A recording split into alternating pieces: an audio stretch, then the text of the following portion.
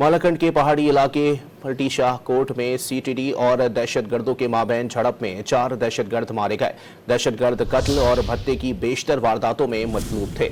CTD हुकाम के मुताबिक फटी शाह कोट में इत्तला मिलने पर सीटीडी के दस्तों ने कार्रवाई की। दहशतगर्दों के साथ कई घंटे फायरिंग के तबादले में 3 दहशतगर्द मौके पर ही मारे गए, जबकि एक दहशतगर्द पहाड़ी सिलसिले में फरार हुआ।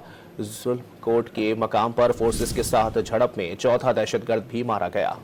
मालाकंड के पहाड़ी इलाके फटी शाह कोट में सीटीडी और दहशतगर्दों के माबैन झड़प में 4 दहशतगर्द मारे गए। दहशतगर्द कत्ल और भत्ते की बेशतर वारदातों में मतलूब थे। सीटीडी हुकाम के मुताबिक फटी शाह कोट में इत्तला मिलने पर सीटीडी के दस्तों ने कार्रवाई की। दहशतगर्दों के साथ कई घंटे फायरिंग के तबादले में 3 दहशतगर्द मौके पर ही मारे गए, जबकि एक दहशतगर्द पहाड़ी सिलसिले में फरार हुआ। जुल्फकोट के मकाम पर फोर्सेस के साथ झड़प में चौथा दहशतगर्द भी मारा गया।